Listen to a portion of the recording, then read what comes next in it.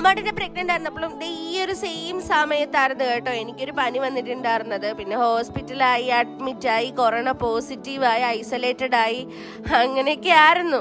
ഇത്തവണയും ഇതേ പനിയാണ്. കൊണ്ടുപോയിട്ടുണ്ടെങ്കിൽ ഉറപ്പായിട്ടും കൊറോണ ടെസ്റ്റ് ചെയ്യുകയും ചെയ്യും. എനിക്ക് തോന്നുന്നു കേരളത്തിലെ ഏറ്റവും കൂടുതൽ തവണ കൊറോണ പോസിറ്റീവായ വ്യക്തി ഞാനാണെന്ന്. കാരണം എനിക്ക് 3 തവണ പോസിറ്റീവ് ആയിട്ടുണ്ട്.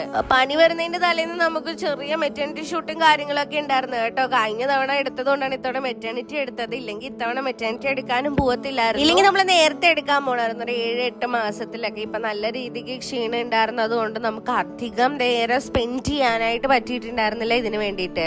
പോരാത്തിന്റെ ഇത് ബിസിനസ് റീസ്റ്റാർട്ട് ചെയ്തിട്ടുള്ളത് കൊണ്ട് നമ്മുടെ കുറച്ച് പ്രൊഡക്ട്സിന്റെ വീഡിയോ എടുക്കണമായിരുന്നു. അപ്പൊ എല്ലാത്തിനും കൂടെയുള്ള എനർജി നമ്മുടെ കയ്യിൽ ഉണ്ടാവത്തില്ല. എറണാകുളത്ത് കാണിക്കുന്നത് കൊണ്ട് തന്നെ ഇവിടെ ഏത് ഹോസ്പിറ്റലിൽ പോയാലും നമ്മളെ സ്വീകരിക്കത്തില്ല കേട്ടോ. പക്ഷെ എങ്കിലും മരുന്ന് കഴിക്കാനും പറ്റത്തില്ല, ഈ സ്റ്റേജിൽ ഇത് വെച്ചോണ്ടിരിക്കാനും പറ്റത്തില്ല എന്നുള്ളത് കൊണ്ട് നമ്മളൊരു ഡോക്ടറെ അടുത്ത് പോയിട്ടുണ്ടായിരുന്നു. സാരി ഇൻട്രൊഡ്യൂസ് ചെയ്യുന്നതിനോടൊപ്പമാണ് ഇപ്പൊ വീട്ടുവിശേഷങ്ങളൊക്കെ പറയുന്നത്. കാരണം എന്താണെന്ന് വെച്ചാൽ വീഡിയോസ് ഒന്നും ഗാലറിയിൽ ഇല്ല. ബാക്കിയുള്ള സമയം കിടപ്പും, അല്ലാത്ത സമയത്ത് വീഡിയോ എടുപ്പുമാണ് പരിപാടി. ഇതിൽ ചിലതൊക്കെ ഇപ്പൊ ഔട്ട് ഓഫ് സ്റ്റോക്ക് ആയിട്ടുണ്ട് കേട്ടോ. നിങ്ങൾക്ക് ഏതെങ്കിലും വേണമെന്നുണ്ടെങ്കിൽ താഴെ കാണുന്ന വാട്സ്ആപ്പ് നമ്പറിൽ എപ്പോഴും പറയുന്നത് പോലെ മെസ്സേജ് അയച്ചാൽ മതി. ഏത് ഡ്രസ്സ് ഇഷ്ടപ്പെട്ടെന്ന് വെച്ചാൽ അതിന്റെ സ്ക്രീൻഷോട്ടും കൂടെ ചേർത്ത് അയച്ചാൽ മതി.